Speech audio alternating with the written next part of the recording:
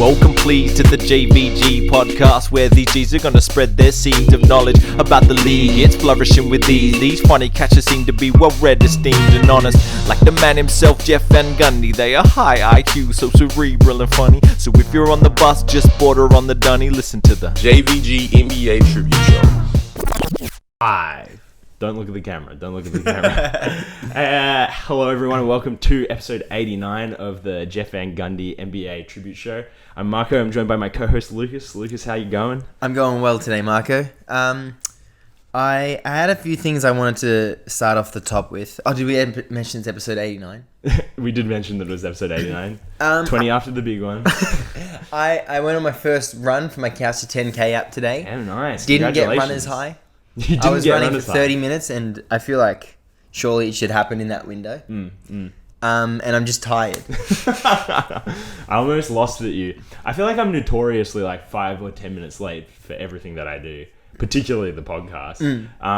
But I arrived here at 6:59, 1 minute before I said I would. And you texted me 3 minutes earlier being like, if you get here at 7, again, the allotted time, I'm not going to be able to let you in because I'll be in the shower. Yeah. And was I ready? You were ready. Yeah. You were ready by 7:02, it's true. Yeah. It's like plus or minus 10%, which would have given me until 7:06, actually. All right, very fair enough. You in this round, runner man. And then also a few other things that happened to me today was I opened up Twitter, as happens probably 5 days a week now, and I just had some suggested tweets that made me so angry that I needed someone else to feel the anger as well. Right, okay. This one's from Dean Scorpion. Great handle, by the way. His photo is LeBron in a Philadelphia jersey. Oh my god. Trae Young is closer to Luka Doncic than he is to Ja Morant. Follow up. People really need to start respecting Trae. Easily a top 10 player plus top 5 playmaker in the league. Follow up tweet. How are people not comprehending this tweet? I'm saying Trae is slightly worse than Luka, while Ja is much worse than Trae. Dean Scorpion, like, Ja might be better than Luka. What is even the ballpark for the point he's trying to make? It's so annoying. And then my guy at Pugilistic Fanatic. Ja is not even the best point guard from his own draft class. Wow. Darius Garland is significantly more impactful to winning. Ja is an Instagram star. Those other guys are basketball stars. Damn. I don't know. I didn't know the Western Conference standings, counted Instagram points because they're pretty high up there, actually. The play-in Cavs versus the second seed Grizzlies. My fucking god. That is just... I feel like so much of Twitter just must be in bad faith. Like a guy with LeBron in a Philly jersey. He's not making a good faith argument about Trae Young. Also, why is he a Trae Young stan? It's so annoying to me. That whole tweet, like, I hate that, like, if you don't think this, then I don't listen to anything you have to say. It's like, if you disqualify that many people, how do you not feel like you're in the wrong? I also had an angry Twitter moment. I've already spoken to you about this, but just people. Someone was like, "This might be like one of the most disappointing Lakers teams of all time." And they're like, "Oh, ever heard of the 2012 Lakers? Ever heard of the 2004 Lakers?" These are all teams that made the playoffs quite comfortably. One of them actually went to the NBA Finals. I take your point. They similarly had like all these aging stars in the limit shit, but they're just completely leagues apart. You know, like Karl Malone wasn't the problem with the 2004 Lakers. LeBron, AD, and Westbrook going to a potential and actually kind of probable 50-loss season. Less disappointing than a team that made the playoffs. That's crazy. You know, again, I've already said this, but I better say it on air. You know, the last time someone scored 30 points in a season and their team lost 50 games? Kobe. Bradley Beal 3 seasons ago. Oh my god. Damn. Revisionist history. What's it called? Never mind. Then there's like, I can't even remember what cunt did it like 40 years ago. It was some guy for the Knicks. Go figure. Yeah. King. Oh, Stacey King. Bernard King. Yeah. That's the guy. Anyway, speaking of the Lakers, this is the second one. This one, there's at BGN_5. This is James Harden. I feel like I know him. James Harden in a Philly jersey. He's a notorious Harden stan, I think. I judge your basketball knowledge based off where you rank Kobe all time. Oh my god. If he's not in your top 5, you got to rethink your list. If he's not in my top 5, I will not rethink my list. That's like what's that? The guy who's like always wrong. So like when he says something that the opposite is true. Is there like a name for that? Is it like a specific person or a name for that sort of person? Yes, there's this guy called Armand White. He's an African-American film critic and he like loves all the bad movies and hates all the good movies. Right. So like if he rates a movie really highly, it's a bad movie. If he rates a movie really lowly, it's a good movie. Is he doing it on purpose? No. Oh, okay. I think much like BGN_5, that's genuinely how he feels. Damn. Pour one out for Armand. Our man Armand. So, Mark, what have you got us here for today? Well, we're getting towards the end of the season, much like we do every year, or at least last year. We're going to revisit our end of season award predictions, then give our prediction for who we think's going to win, given the season's almost over, and then who we would pick if we were a voting member of the basketball commentariat, which we're unfortunately not as of now. I would give me a vote. I'd give you a vote. You, the other members of the 4-man wing plus Marco, a bit more hesitation, but I would give me a vote for sure. Russell Westbrook just keeps getting his third place votes every season. I agree with all of my votes. So who do we want to start with? I think it's the young ones, the rookies. Yeah, the roadie bread. One of my. Actually, I won't give any spoilers, but I got 3 different names. So my preseason prediction was Jalen Green. Mm-hmm. My prediction for who I think is going to take home the award is Evan Mobley. Mm-hmm. But if I had a vote, it'd be Scotty Barnes. Okay, I've got I also had Jalen Green preseason, which is it's just looking like a garbage pick now. Shows how much we like watch college ball and pay attention to people before they're in the NBA. But my prediction is Scotty Barnes, but my pick is Evan Mobley. Damn. I'll be honest. I did look at the odds for to shape most of my prediction for who's actually going to win the award. I think that Scotty Barnes brings more basketball in his skill set, but Evan Mobley's role is just so much more defined, and he's what he's good at, he's better at than what Scotty Barnes. How am I going to say this? It's quality over quantity with Evan Mobley, but I think that what I love about the award this year is very unique. Is that wins might actually play a part in who wins the Rookie of the Year. And even if they don't play a part, we're judging these players who are getting meaningful minutes on playoff teams. Which is like, when has that ever happened in the Rookie of the Year race? Legit, 100%. I think that's kind of why I think Scotty's going to win. Because for me, these two guys, they have like just such interesting skill sets. And they're already developed NBA players. Like both of their ceilings are so high. And like their teams have already made them so valuable to how they play basketball. I just think over the last 20 games, like Scotty Barnes has like looked like one of the key components of the Raptors, like getting to where they are in the table. And I think given that Mobley's currently injured, I think there will just be that little bit of recency bias. So it's like, oh, this is Scotty Barnes is the guy who's been like steering the ship at times, like when the only 2 guards that Nick Nurse will play on their roster are out, Scotty Barnes brings the ball up every play. And so when you see him like racking up, 25, 12 and 6 assists, that's like, it looks like he's the guy that's winning games for the Toronto Raptors. Yeah, and the fact that like Nick Nurse is trusting him to be the hole plugger. Yeah, exactly. Yeah, hole plugger? The hole plugger. Yeah, sure. Plug holer? No, I think hole plugger works. Yeah. That's got to speak for something. Yeah, 100%. But Scotty Barnes is your pick as well. Scotty Barnes to get my vote. Yeah. Mobley's my prediction, and we'll just leave it at that. So why do you pick Scotty over Mobley? It is just like, so I equate it to Anthony Edwards last season.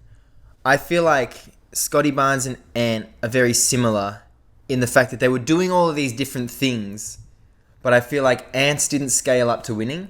I was very wrong there. Ant's, I want to say, the best Timberwolf. But it didn't scale up to... I agree, but it didn't scale up to winning in his rookie season. Yeah.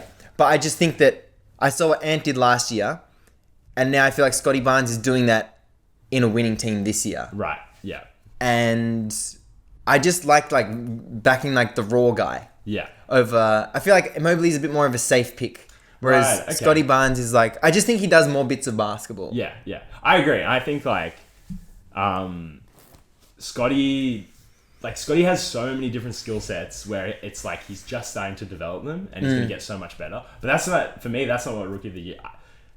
That's originally, whenever I think about rookies, I'm like, damn, that guy's going to be so good and that guy's going to be not that good. But when you're thinking about Rookie of the Year, you have to be like, who's been the best this season? Yeah. And I think, right, like, no disrespect to Scotty, but he has gone to Toronto and, you know, they weren't great last year and they were a bit sketchy the year before that. The year before that, they won a championship. And like a lot of those guys are still on the roster.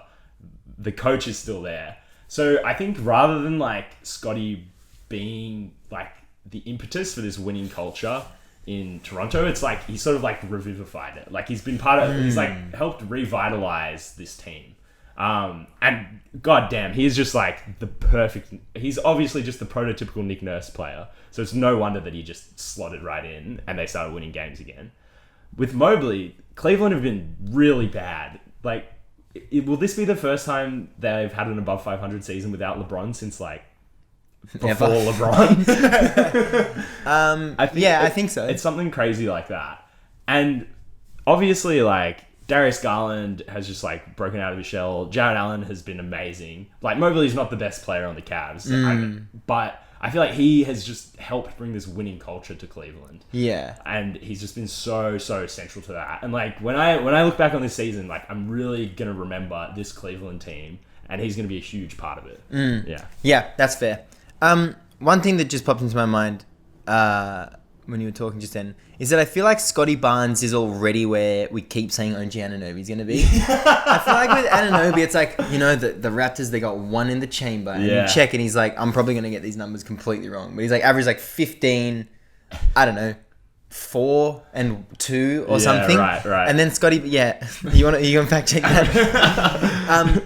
Not because I need to know, just because I want to know how wrong you were. If he's averaging like 20 points, I'm going to be a bit embarrassed. No, he's not. He's definitely not. Go on. We got him. Here's one I prepared earlier. 17, 5, and 3. So okay, I'll give it to you. I was a little bit. I was thinking he was playing like. He's playing 36 minutes. I was thinking he was getting like 30 minutes a game. They're all playing 36 minutes a game. I should have assumed. And not that they're at all like for like. Yeah. But just like as that wing. As just like, I guess Nick Nurse just plays wings though.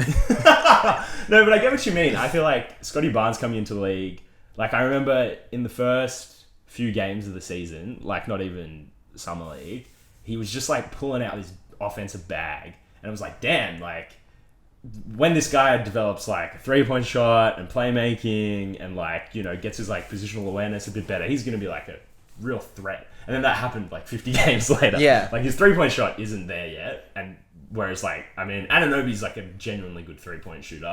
I feel like that was part of his rawness, like, I don't know, 4 seasons ago or whatever. Yeah. But Scotty has just already surpassed him in terms of, like, playmaking and leadership, like, 100%. And I feel like I'm just getting more of like a love and a fandom for plays that just make it happen. And I'm going to get into this later. With an actual case study, but like I used to be like, oh, but you know, if they were to be the very best they could possibly be, that's better than the next player who is, you know, technically better right now, but I don't see them being able to improve more. It's like, all right, they just made shit happen. There was a game last night, they were the one that won it. Yeah. No, great point. Yeah. Who we got next? I think we have the Accursed Coach of the Year award. Yeah, this is the one I got the most to say about. Damn, really? Yeah. God, I love this. All right, well, run us through your picks. So my preseason prediction was Ime Udoka, and my prediction and my vote would go to Taylor Jenkins. Right, nice. My preseason prediction was Eric Spoelstra. My prediction is Taylor Jenkins. My pick is it's a good old consolation prize for Monty Williams, you know? Oh, yeah, okay. You run through your stuff first, because I got a little bit of a monologue. Yeah, no, a list. All good. Yeah, so, I mean, I think Taylor Jenkins, I think he's the out and out right choice here. You know, he's taken this team from like scraping into the play-in to like out and out 2 seed in like stacked conference. I don't like whether or not like the West is at its strongest. It's stronger than it was last year when like half of the stars are out for half the year. I think like his greatest achievement isn't just like building this crazy offense around Ja Morant, but it's like how well he's adapted to every situation. Like the fact that this team's 20-2 without Ja, obviously they have like a really deep roster, but like there's been no chemistry issues. There's been no point where you're like, you know, I don't think he's going to be able to win this game with like who he's got on the floor. I think if we started like 20 games in, if we ignored the first 20 games, Ime Udoka would be like far and away the pick. Yeah. And then I think there is an argument to be made that the fact that he improved Boston so much throughout the season makes him like the coach of the year. But my pick, I think we just have to make it up to Monty Williams. Yeah. I think he was done so dirty last year. Like at the time it felt off, and in retrospect it absolutely was just an atrocious pick. Yeah. Given how New York have been going. And yeah, he's coaching. Like Phoenix are just in their own tier at the moment. Yeah, they're in their own Piers Morgan. They're just there's I don't think like, you know, whether or not it'll translate into winning a championship. Right now, there is no other team that is playing as well as Phoenix are playing. That's a fair point. Aless is writing an article about the MVP race, and you know, what's it called? Keep your eye out for that. But he makes a good point that just get it right. Like, just get the awards voting right, because you don't have to do this makeup award if you don't fuck it up and give Tibbs the award for Coach of the Year last year. Yeah. And I think that Monty Williams getting it, regardless of narrative, and like just looking at this year, it's a fair enough pick. I've got a list of. I'll just start talking. No, please. So Jenkins is my pick, and yeah. Just like never was like, oh, I need this. This is my game plan, and he plays it against fit this game plan. It was like, this is my roster. Let's make the game plan. Let's suit it to the roster. Let's get the most out of all of these players. So here's my pick. Spo, who you picked preseason. Yeah. I think has done an amazing job, especially considering the availability of the Heat. Udoka was great in the last 5/8 of the season. The top 3 in the West, all well drilled, and have set a great standard of basketball for the rest of the league. Michael Malone and Nikola Jokic are the only 2 good basketball people in a potentially 50-win team, so you have to give both of them the most amount of credit. Chris Finch was amazing once everything clicked, and their season took a similar complexion to Udoka with the Celtics, just different magnitude. Ty Lue was incredible with the roster he had. Willie Green showed so much after your awful start. Pops pop. I think Doc was incredible this season. Billy Donovan was amazing. James Borrego is changing basketball. And those were 14 names just there. And I think they're all doing a stellar job with the teams they have. And I've never seen this many good coaches in the league. And it makes me very excited and hopeful moving forward. And those are the 14 best coaches in the league, I think. You didn't even mention Steve Kerr. I didn't. No, I did. Top 3 in the West. Oh, you did, sorry. I doubled up on Taylor Jenkins, so maybe it's 13 names. Regardless, that's more than I can ever remember. The subreddit will count them. And those are the 13 or 14 best coaches, whatever the subreddit says. And now a side note, even Wes Unseld Jr., when we've like played any semblance of like, let's call it adult basketball, organized basketball, we've looked like a really good NBA team.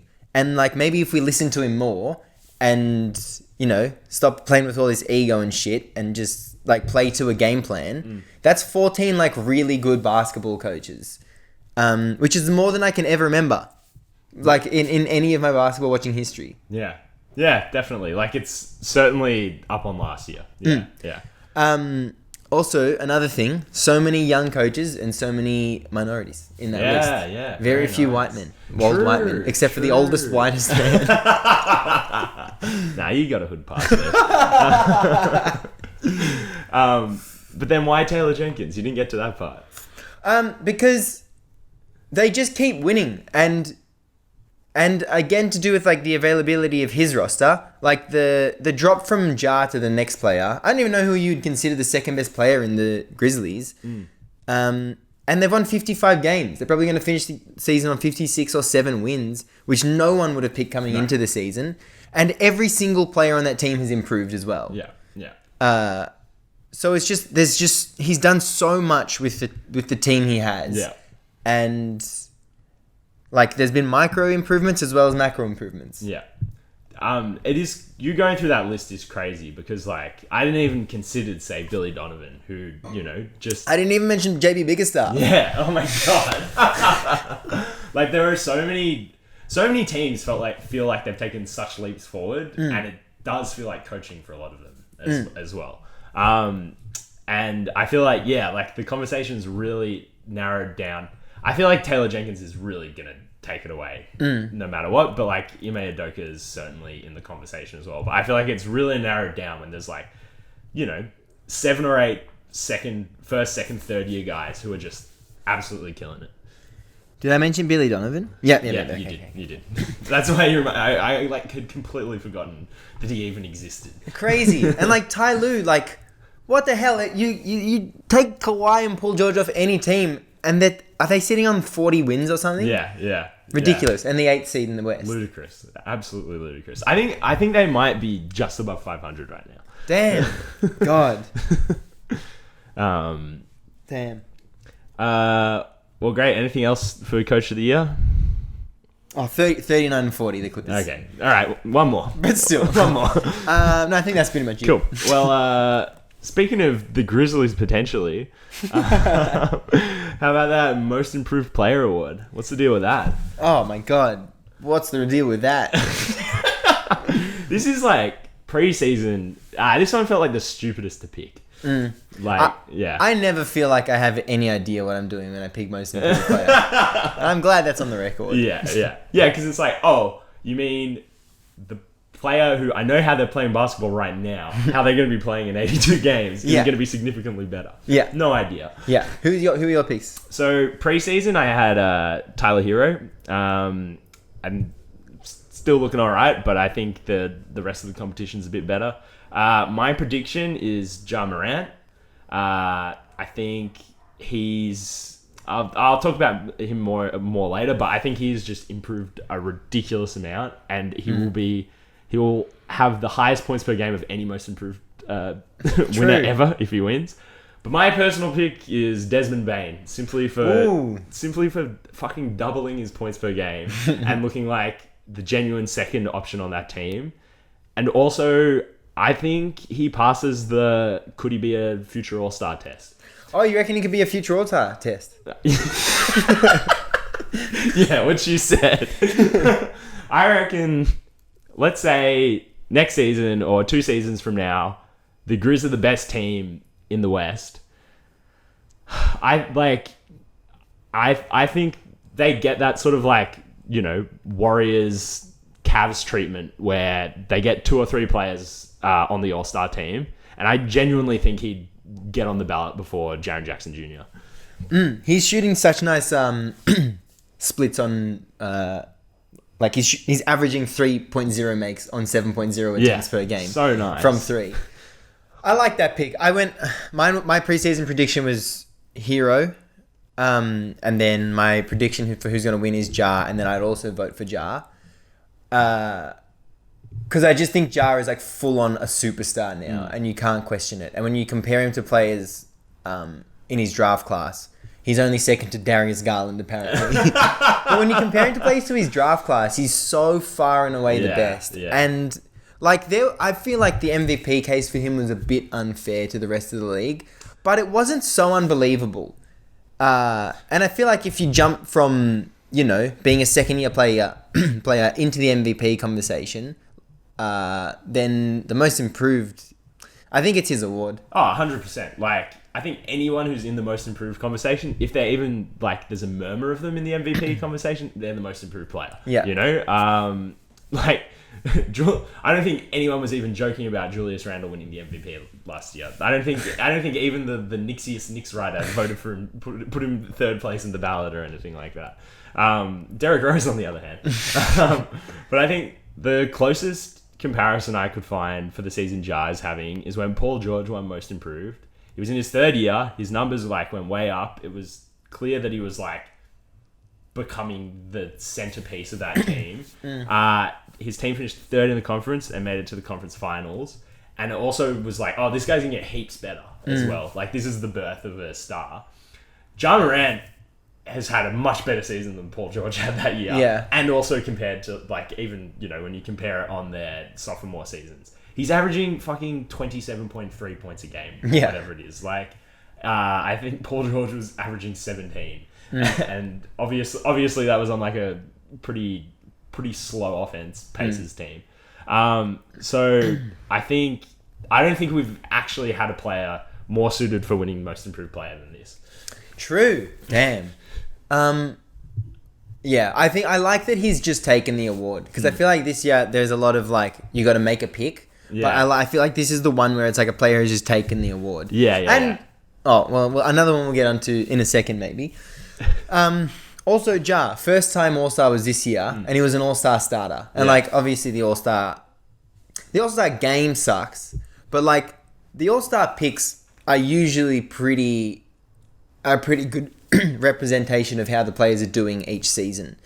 So, yeah, I like... I didn't at any point consider Ja for MVP as a possibility, for Most Improved as a possibility, but...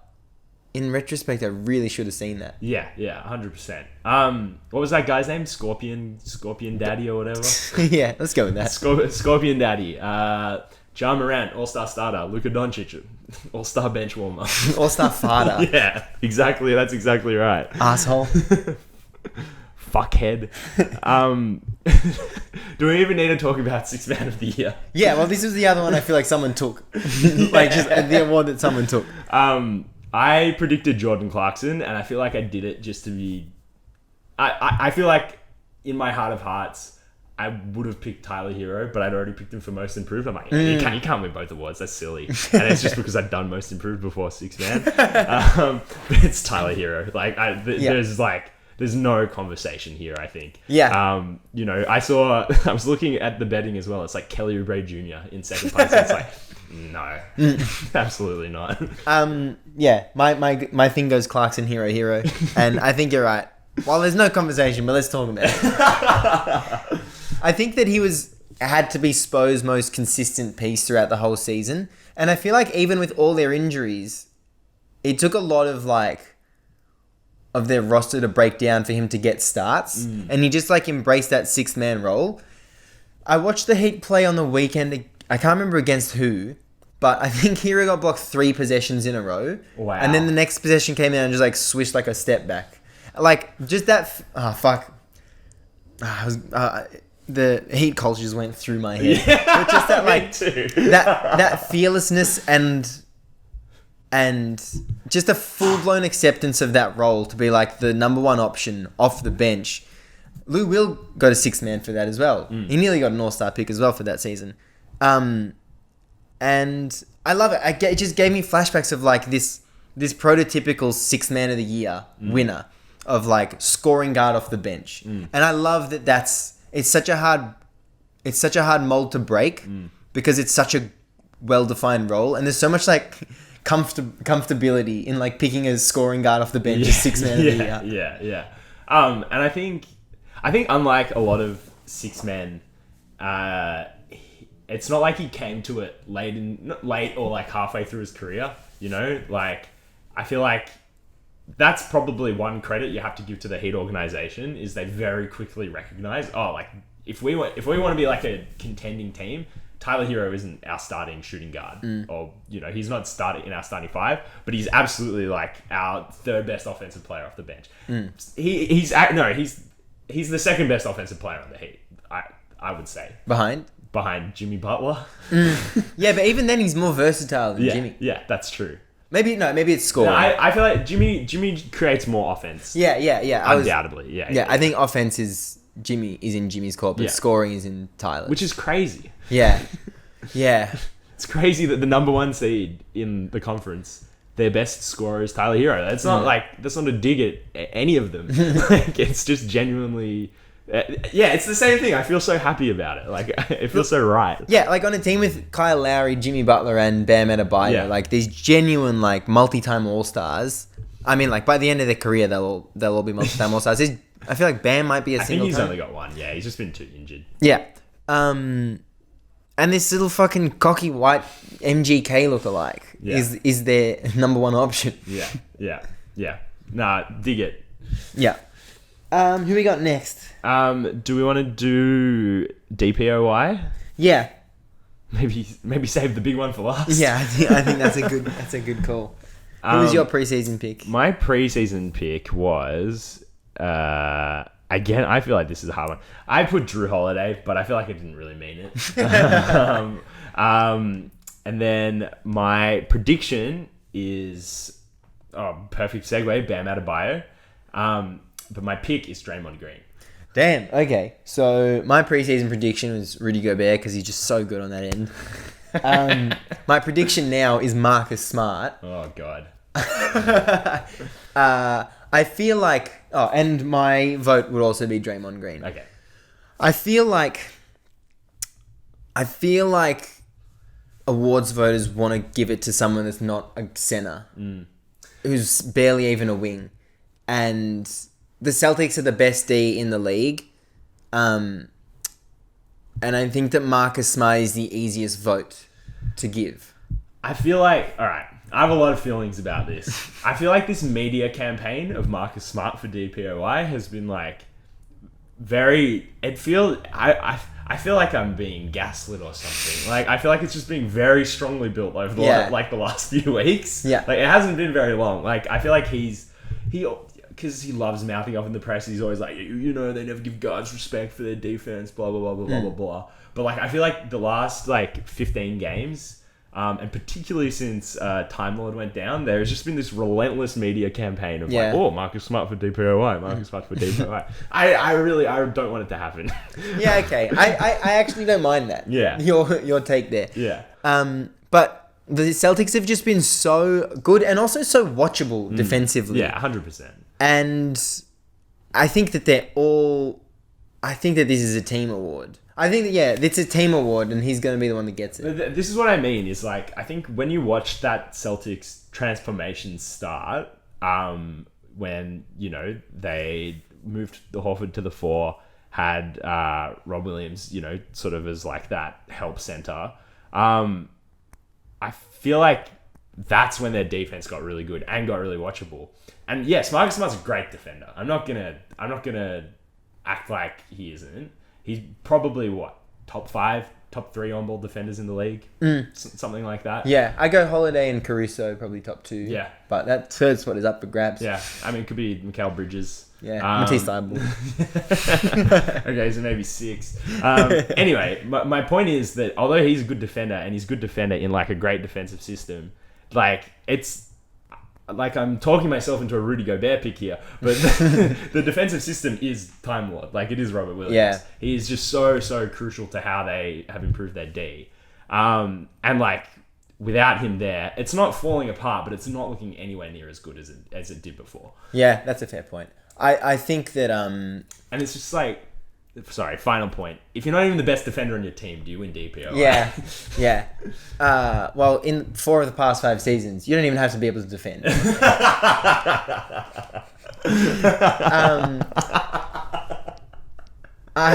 Shit, I completely lost my train of thought. No, I completely lost my train of thought. Okay. Well, I'll tell you why I picked Bam as my prediction. Oh, yes. I think he's sort of the heir apparent in lieu of anyone else. Right. I think Gobert's the Jazz's sort of pre-playoff meltdown, and I think people are going to remember that series. I know at the time everyone's they're not going to remember the voters aren't going to remember that Clippers series, but they're going to remember it. I think that gets Gobert out of the running. Giannis honestly was a shout, but the Bucks are only the 12th best defense or 14th best defense in the league, and I think just on pure numbers, he isn't going to win it. Like, Yeah. It's kind of startling how like not having Brook Lopez there affected the defense. Like Giannis was still amazing and he had so many like defensive highlights, but it just wasn't. How many years in a row have they had like top 3 defense in the league? 3, 4, something like that. Yeah, like, I think. Yeah. Since Bud took over, and I think Mikal Bridges is in the conversation, but he's not. Like I think he'll be like 2 on like 30 ballots or something like that. But he won't get like a single first place vote. And I've already expressed my Marcus Smart opinion. Yeah. So I think Bam, he passes the eye test. I think he's not like Rudy Gobert in that. Yes, although he is like the anchoring center of like a top 5 defense, he's also just a really good defender everywhere on the floor. Yeah. Like he can really defend wherever 1 through 5. And so for me, I think it would be good to give it to him to be like, this is what defensive centers should look like, Yeah, I like the Bam pick, and I like that it does fit that criteria of like versatile defender that like can defend in so many different contexts. Yeah, exactly. And I also like the Giannis pick. I just think that the Bucks, I mean, what are they in 3rd? Yeah, but it's been like such an unsuccessful season by their standards. For sure. And just shaky. And then, also the reintegration of Brook Lopez has taken a while, which I feel like happens with a player that's like that unathletic. But of course it does. Like, he was their starting center. Like, he was the starting center for like 30 minutes a night. And last playoffs, man, he was unbelievable. Yeah, I trashed him so many different times in years before that. And even still, like, his shooting wasn't great last season, but he found so many other ways to win, like, defensively. And fucking every NBA coach, if your guy's 7 foot tall and he gets anyone shorter than him on him, and he's right next to the ring, give him the ball. Any NBA coach and Donovan Mitchell, if you're listening. Oh my God. I watched this video last week of... Rudy Gobert just ducking in underneath the ring against a guard. And at first, I used to be like, man, Rudy Gobert needs to score more around the ring, which he does. But you have to give him the ball. Yeah, 100%. You have to give him the ball. Imagine, all right, next season, there's a Gobert to Atlanta trade.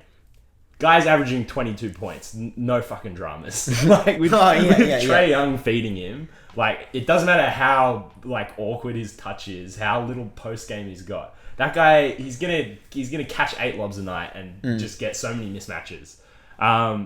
But, because I'm the same. I'm like, I don't like seeing Rudy Gobert with the ball in the paint. But if it works, it works. And, like, if you are that size, you're gonna get open looks.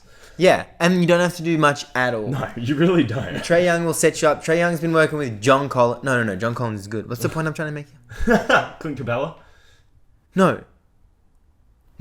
Completely fucked it again. Where's his runner's high going to kick in there? You're getting a runner's low. Oh, speaking of, should we order the Rooster? Oh, yeah. Very good. But, I want to ask a question. And we'll then order Crocs and Rooster, maybe have a little ad, and then we'll come back and answer the question. Right. Should Utah blow it up? I've got my answer ready. We'll be right back. All right. So, just keep your head up and keep moving forward. Hold W, big dog.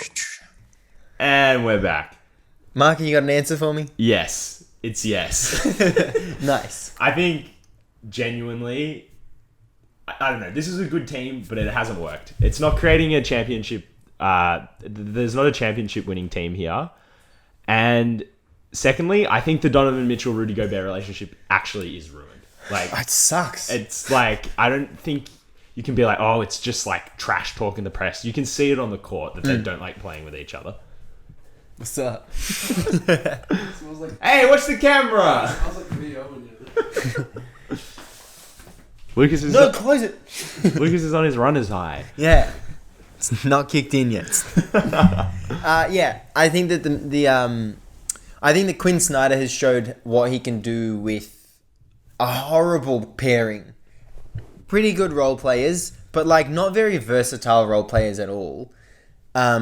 And also, the team got old so quickly. Like, Royce O'Neal feels like the only young guy. And he's probably like 27. Yeah, I mean, like, obviously Donovan Mitchell, but even Donovan Mitchell's like a sour old guy in the way he plays the game. Yeah, so I just think that you would probably get good value for both Mitchell and Gobert right now. And then, yeah, Quinn Snyder will work magic. Yeah, for sure. I didn't mention him in one of my best coaches, but I feel like that's not his fault. That's crazy that Quinn Snyder doesn't even crack top 15 coaches in the league this season. I think one of them will get traded. I don't know if both of them will, but I think one of them is out of there for sure. Yeah, I think that when we come from this like 2K rebuild perspective, whereas like the change of, forget about just the on-court change, but like the off-court stuff and like moving to a new city and like integrating a new core, losing one of your $40 million guys is probably enormous. Yeah. There's be so many implications that we just do not know about. Yeah. Whereas, in 2K, you just like mid-season trade AD for Cat. You win, you force win 10 games and your chemistry's right back up at 85, baby. Well, speaking of $40 million players, should we move over to MVP? Hell yeah, brother. What were your predictions? My preseason prediction was Joel Embiid. My current prediction is Joel Embiid. My vote is Nikola Jokic. Nice. My preseason prediction was Joel Embiid. My prediction is Nikola Jokic, and my pick is Nikola Jokic. So I think like 4 weeks ago, maybe 6, who knows, around a month ago, I was like, Embiid's done enough regardless of what happens in the rest of the season. It's his award. And Jokic just kept on going and like kept going on this ridiculous pace. Just like every time you check his box score is 38, 14, 12. Every single 16 game. Of 19 shooting. One of the other two people, good basketball people in Denver's potential 50-win season. This guy is so fucking good. And like, he's getting better. And he's the best player in the world. He's the most talented. And yeah, my vote would for sure be Jokic, but I think Embiid's going to win. Yeah, right. See, I was convinced Embiid was going to win from like when he came back from that first injury and just started blowing the roof off it. And I was such an Embiid fan. I was like, oh my God, I think this guy's one of my favorite basketballers.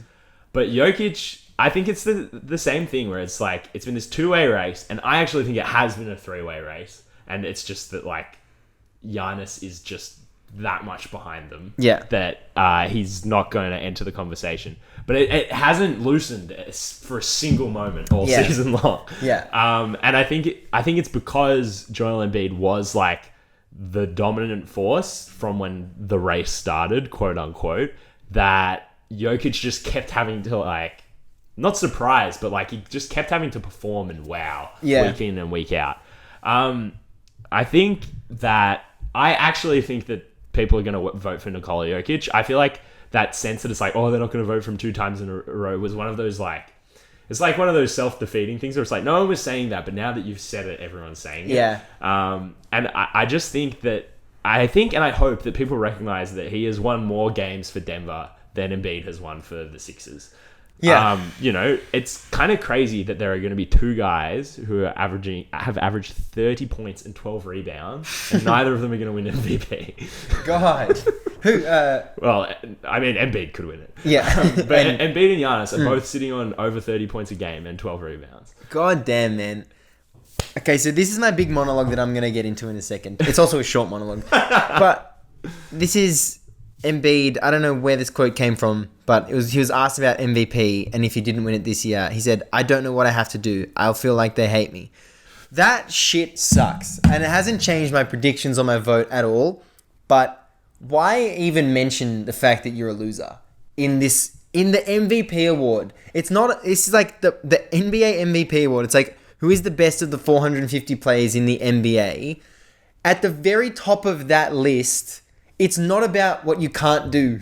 It's only about what you can do. Yeah. So like, why even bring up this like everyone against me attitude? Like that's gonna help. It is. It's loser talk. Yeah. There's so many ways you can answer that question and not come off in that way. And you know what? I actually reckon we know there are some stupid fucks who who like have votes for the end of season awards, I think 5 of them are going to hear that and be like, you know what? I'm not going to vote for him. Like genuinely, I genuinely think He lost votes with that. yeah, like being an insolent little baby like that. There are 5 dumb fuck NBA journalists. I'm probably one of them. I would probably do that. Who will genuinely change how their final ballot based on that. And this is the case study I was talking about before. Giannis is not one of my picks for MVP, but just a guy that's just made it happen. He's just fucking figured it out. Oh, he can't score. You know what he had in the fucking game 6 where they won the NBA championship? He had 50 points and he can't score. I feel like an idiot in hindsight because I used to just nitpick all the few flaws, which are like, they're quite big, but he just like covers over them so easily with the shit he can do. And he just has a will to make winning happen. And I feel like 3 years ago, AD versus Giannis, I would have picked AD purely based on the fact that what he could be and his maximized potential. But Giannis just fucking kicks in the door and just does it. It's crazy. Nobody takes on the game like he takes on the game. That step back 3-point game tire to overtake Kareem Abdul-Jabbar as the Bucks' all-time leading scorer was just like, it was just the biggest fuck you, I think, to any doubt you've ever had about Giannis Antetokounmpo. Like, Any doubt? Initials? AD. and where's he right now? That's exactly right, in 11th place. Exactly right.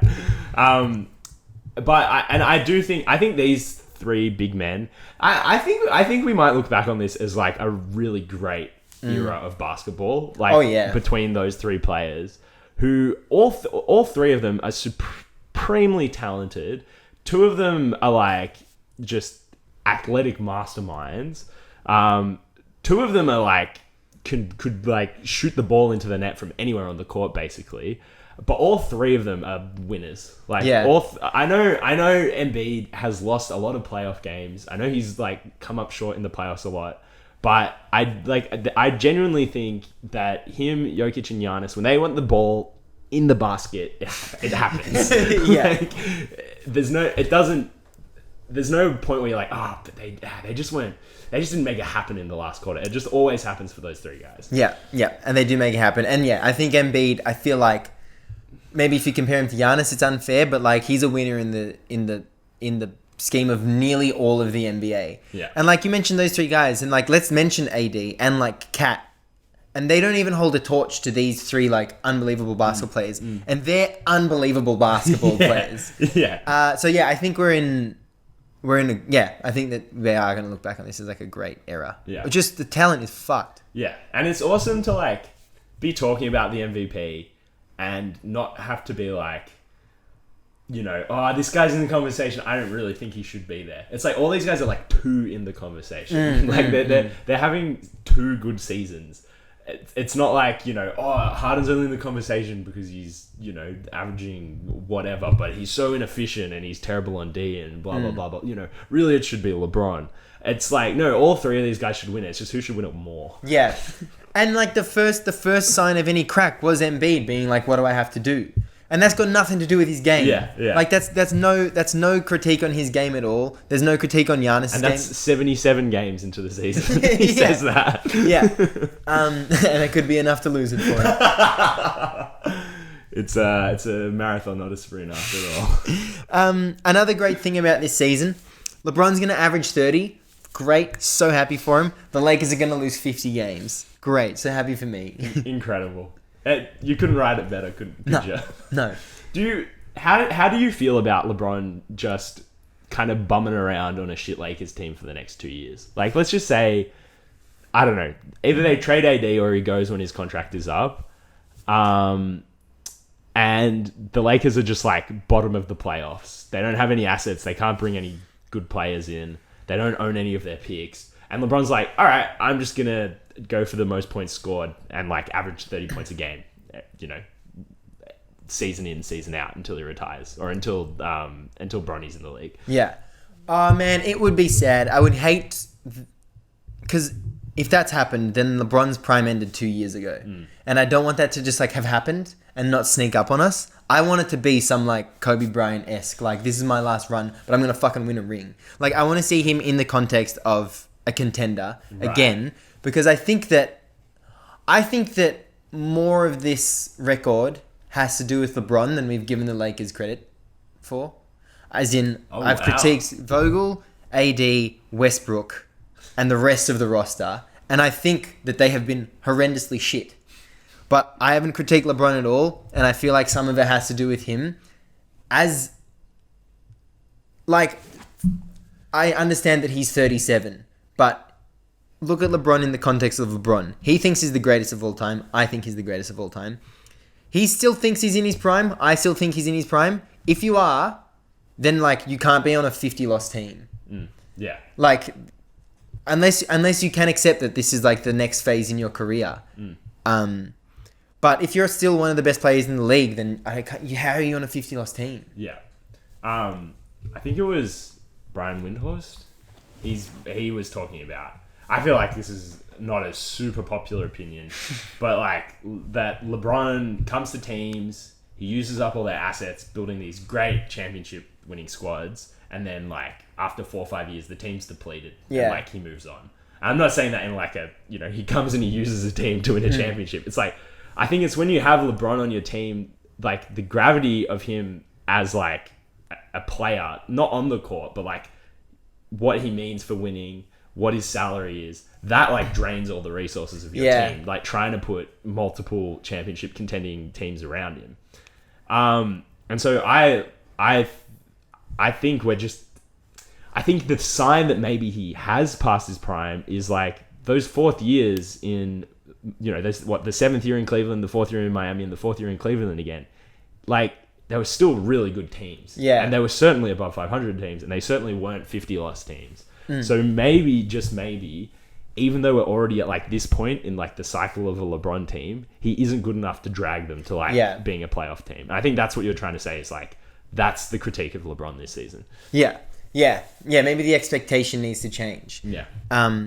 But yeah, last year in Miami, they made the finals. They lost, but they made the finals.